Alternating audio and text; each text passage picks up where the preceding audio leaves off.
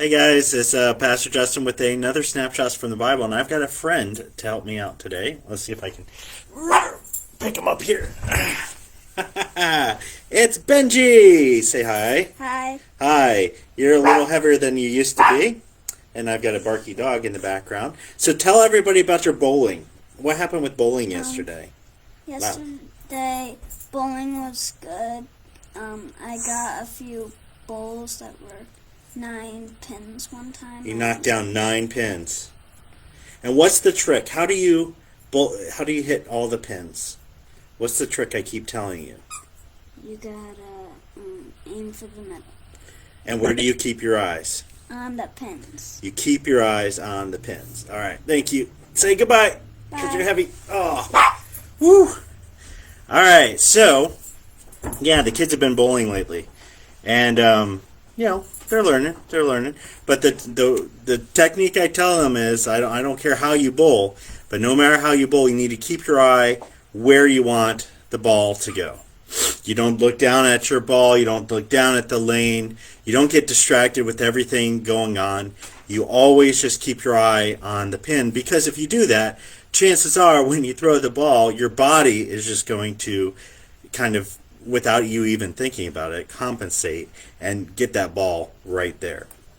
And so I was thinking of that when I was looking at Psalm 141. And I read this the other day, and it just kind of stuck with me, so I want to share it with you. So David writes this. He says, verse 1, I call to you, Lord, come quickly to me. Hear me when I call to you. May my prayer be set before you like incense. May the lifting up of my hands be like evening sacrifice.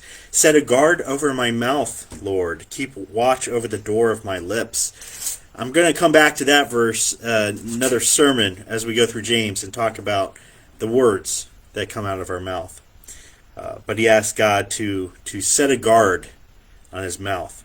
Verse 4, do not let my heart be drawn to what is evil, so that I take part in evil deeds. Along with those who are evildoers, do not let me eat their delicacies. Let a righteous man strike me instead. That is a kindness. Let him rebuke me. That is oil on my head. My head will not refuse it, for my prayer will still be against the deeds of the evildoers. Their rulers will be thrown down from the cliffs, and the wicked will learn that my words were well spoken. They will say, as one plows and breaks up the earth, so our bones have been scattered at the mouth of the grave. Here's the run-up. Verse 8 is what I want to focus on today. David says this, but my eyes are fixed on you, sovereign Lord. In you I take refuge. Do not give me over to death. This concept, he's talking about mouth, he's talking about eating, he's, talking about his head, but in the end it comes down to, where is his attention? Where is his focus? Is his focus on all of his responsibilities? Is his priorities on his own pleasure, on what makes him happy, on setting up a legacy, on having many male heirs to propagate his name? He says, no, my eyes are fixed on you. Fixed. I mean, they do not waver. If you ever fix your eyes on something, you just can't take your eyes away. It's something so captivating or weird or just watchable. You just can't stop watching. When we drive by like an accident in the road, we do the rubberneck thing. It's so hard to take your eyes away. When you see a breathtaking person, it's sometimes a little hard to look away, as long as you don't look twice, right?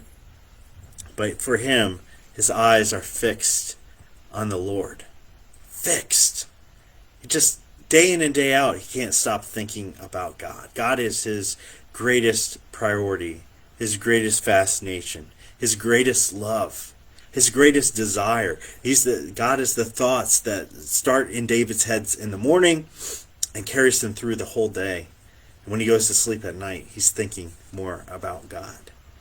And we look at that and we go, wow, my eyes are not fixed on God. My eyes are often fixed on my own life, on everything I've got to do.